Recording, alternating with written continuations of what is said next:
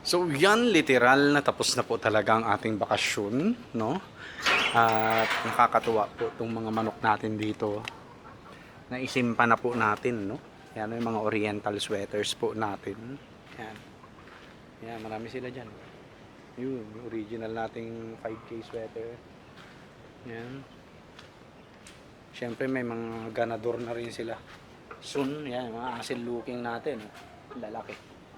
Tsaka yun, no? Bali 1, 2, 3, apat yata yan yung lalaki, no? Yan, wala na tayong problema po rito, no? Meron silang pakainan, pwedeng dagdagan po yan, no? Yan yung mga automatic feeder nilang yan. Tapos inuminan nila, ayan, oh, marami. So, official na tapos na po yung ating bakasyon. Official na rin na idineklara ng Pag-asa ang tag-ulan, ayan, no? Para maliwanag, alright? Okay. So, yan, nag-iitlog na po itong mga to at nakakapagbigay na po sila ng itlog. Kakatuwa, no? Yan. Kasi kung hindi, kakatayin ko sila. Yan, minsan dito sila nangingitlog po, no? Yan, dyan. Kaya hindi ko rin muna pinasunog to, no? Para magamit pa natin. Itlogan po nila. Right? So, ito pong mga to. Ito mga nasa scratch pen. Ito na po yung mga piling-pili po natin, no? Yan, si Asil Boston, si Golden Boy Sweater, and the rest po ay mga oriental sweaters na po natin. Ito pinakamatapang, pinaka nagagandahan ko itong hiraw, no? Ayan, gold. Ito gold din yata to. So yan, malimbuyugin, gold, no? Ito wala tayong problemahin dito kasi may bubong sila po rito, eh. Sa tag-ulan, bakbakan na yan ng lamig, no? Palakasan na ng resistensya yung mga yan, no? And malakas ang ano ko, ang kumpiyansa ko sa kanila dahil may lahi po sila mga oriental, no? Ayan yung mga yan, no? So may 25% oriental blood po yung mga yan maliban dun sa dalawang inahin natin na yun, no? Yan. Yan, original nating 5K sweater, no? And the rest po ay may 25% ng dugo ng oriental po. Yan. And may bubong naman sila, no? Kaya bumagyo, umulan ng malakas, uminit ng panahon, meron silang sisilungan. Nga lang, hindi pa natin na-test po yan kung sobrang lakas ng hangin, no? Kung safe ba sila dyan. Kasi nung nakaraan na umulan po ng malakas, baha din po dyan, eh. Sa totoo lang, kasi nga ang plan po dyan is talagang tatambakan pa ng buhangin, no? Tatambakan pa ng buhangin. Yun, no? Ayoko muna maggastos sa mga ganon-ganon. Nasisilungan naman nila yan. No, ayoko muna maggastos sa mga ganyan kasi okay naman na. Pero dapat po talaga paikot yan, tabunan pa ng buhangin, no? Hollow blocks pa ganun. Tapos buhangin, no? Buhangin. Ito po, ayan ay huhulihin din po natin to. Yan yung Asil Boston SBR Tornado natin. Huhulihin ko rin po yan, no? Huhulihin ko rin. Hindi ko nga lang alam kung saan po yan naglalagi, no? So yun, all in all, wala tayong problema dito sa manukan. Tag-ulan ulit, no? Dito naman tayo. Dito din wala rin akong problema, no? At madali silang palitan ng inumin, madali silang lagyan ng pagkain, no? Naka-design naman po talaga yan, eh, no? Na ganyan ang itsura, alright? So ang dami ko na nakuhang itlog. Mamaya marami pa yan, marami pa mag-iitlog dyan. Ito, hindi ko pa nalagyan po ng inumin to, no? Yan. Kabilaan po yung inuminan nila, no? PVC pipe na D4. Tapos yan ang pakainan po nila, mahaba. Ayan. Sea Parlins D4 din yata yan. Tapos inuminan din po dito. Ayan, ayun, no? So yan, ang dami na natin nakuhang itlog. So bukas po dadala na po natin itong mga egg, quail eggs po natin sa school. Dahil may nag-order po sa ating kasamahan ko na 100 pieces, no? So 100 pieces po ang order ng ating kasamahan. Yan. Hindi na muna natin sila bibigyan ng pagkain. Not marami pa oh. Yan. 3:9 no yung gagawin po nating breeding pairs dito sa pair scratch pen natin no. Ito na lang naman ang hinihintay natin. Ayan, mga papisa po natin no. Nakakatuwa. Wala po nagkasakit. Alright? So all in all, yung review ko dito sa ano natin, review ko dito sa ating ginawang conversion is maganda siya, no? Maganda po. At madali po silang pakainin, painumin. Nadali ring linisan yung ilalim niyan, kaso nga lang hindi na natin naharap talaga, boy. No?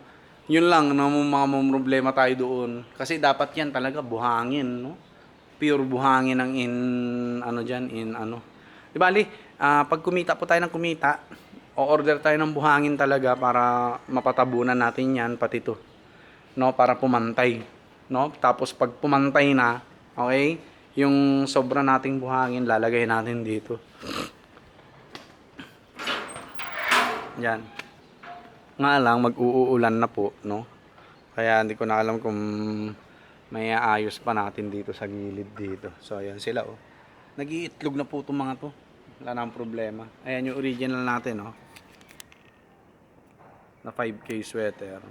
Ayan. Ayan po, no? At saka yun. Yan ang pinaka-original po talaga, no? Yan ang nanay ng lahat, pati ang isang 5K sweater natin. Ayan. Yan, original. Matanda na po yan, no? Ayan, ang original talaga yun, no? Anak niya yun. Pero straight 5K sweater po yan, no? So yun. Sa tingin ko po hindi na tayo mahihirapan dito. Kasi naiisip ko, no? Halimbawa, pagbaba ko ng sasakyan ng 5, 10 or 15 ng hapon, ayan dito, tak, rekta na ako magpakain doon sa kabila. Lalagay ko lang yung gamit ko dito sa loob ng bahay, no? Ayan, mag-short, pak, mabilisan lang, punta na ako rito agad. Gawa na akong pagkain ng manok, no? Ayan, pagkain ng manok. Tiyato, hinahalo ko, dalawa-dalawa. Tapos magpapakain na tayo. Pati doon sa mga scratch pen. Tapos, after natin mabilisan mapakain itong mga manok, papainumin na natin yung mga nandoon, no? Pero pag tag-ulan naman yan, parating may tubig yung lagayan nila, sigurado. Tapos papalitan na yung mga inuminan nila. Ayun, yun, ano doon. No? And then after nyan, dito na tayo agad. Yan, dito na, no? Unahin na po natin 'to, no? Palit tubig, pagkain nila, yan, no? Tapos ito na yung huling-huli, no? Ito na yung huling-huli. Bakit hinuli ko rito? Kasi may ilaw po dito, no? May ilaw. Kaya hindi sila mahihirapan tumuka ng tumuka kahit gabi na, no? Dahil may ilaw po talaga, no? Yan. Right? So, dito lang naman yung pagkain nila. So, kumita na tayo ng kumita sa kanila, no? Nasa sobra kalahati na to. Kailangan makabili tayo nito, no? At, kailangan makabili tayo nito pag naubos na, no? At para at least, during breeding natin ng pugo, may kakainin silang quail lay eggs para mas lalo silang malakas mangitlog, maganda yung quality ng itlog, no? Tapos lagay na lang ng lagay dito sa incubator po natin, no? So, yun. Mamaya magbibilang tayo ng itlog para mailagay na natin sa tab, tapos i-reserva na natin yung 100 pieces doon sa kasamahan ko. Yan, marami tayong tab. Dadali na po natin yung mga itlog na yan sa school in case may bumili, no? Pero ang priority is brigada talaga. Brigada po, no? At yun. Siyempre, titimpla muna tayong kape. Secured na rin yung pagkain ng mga pusa natin. 3 kilo. Mas mahal po. Sa pagkain ng... Yan. Ayan, yung itlog ng mga manok natin, yan po yun, no? At nakakatuwa lang dahil may yield na sila. May produce na sila or production. Hindi na ako mahihirapan, no? Hindi na kami mahihirapan ni mama kung saan kukuha ng itlog, ganyan. Lalo pag tag-ulan, okay?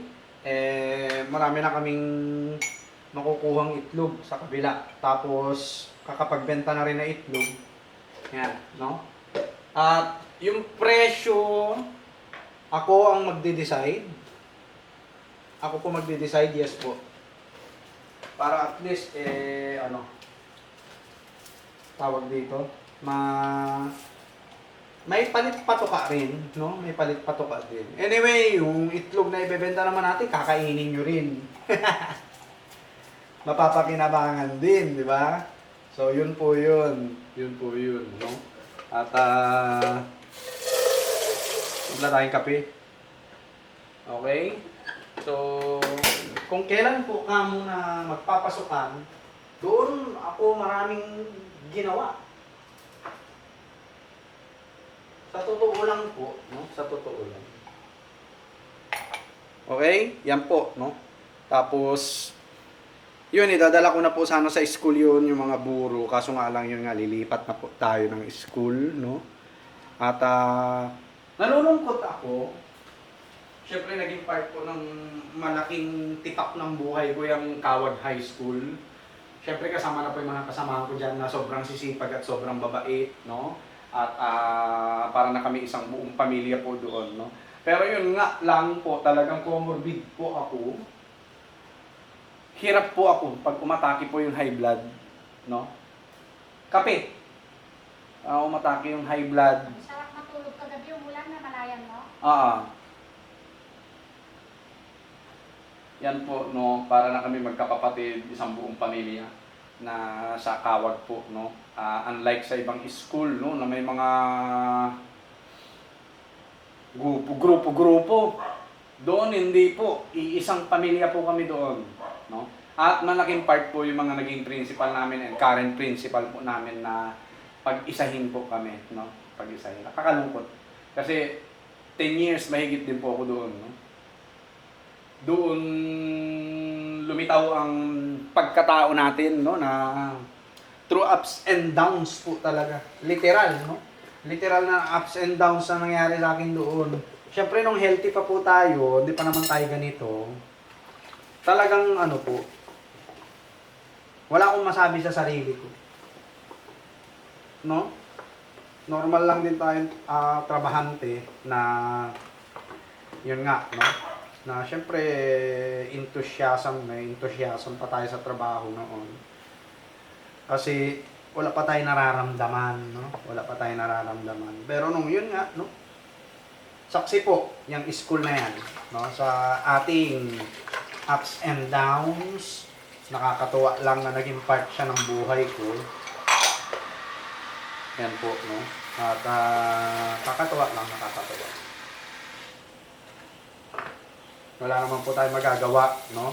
Yun nga, masaya po ako in a sense na, maliwanag po tayo, ha? Baka mamaya, may mag-react, no? Na ganito, ganyan, no? May mapagbagawang kwento pa man din, no? Masaya ako in a sense po na lalapit na ako rito kay mama ko. No? Sabi ko nga, hindi naman sana magpapalipat kung hindi nagkaroon ng findings si mama, no? Na medyo, alam nyo na, medyo masama. Sabi ko, kailangan ngayon pa lang magpalipat na ako.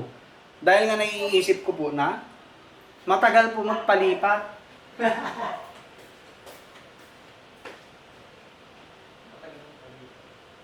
Matagal po magpalipat. Kaya sabi ko, kailangan magpalipat na ako ngayon para 2 years, 3 years. Malinis na. 2 years, 3 years. Nakalipat na ako. Yung pala, mabilis lang, no? Siyempre, dadahilan ko rin yung sarili ko. Wala naman din ako magdahilan, di ba? Comorbid po ako. Meron po akong secondary hypertension. Yes. That na-rule out po yan. At marami na po akong iniinom na maintenance medication na kapag pumali ako palyado na rin ang buhay ko.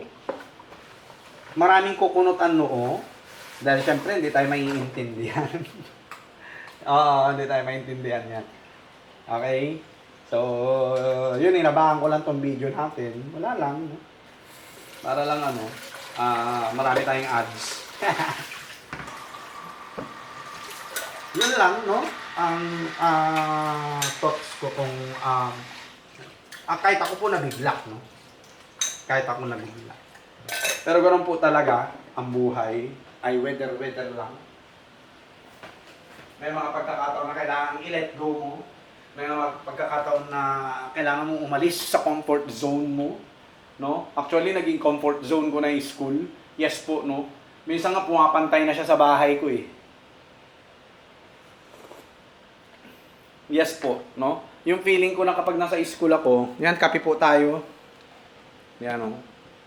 Yung feeling po na pag nasa school ako feel ko na parang nasa bahay rin ako. Kasi, syempre sa mga kasamahan po natin, no? Right? So, yun. To make the story short, lilipat na tayo, no? Lilipat na.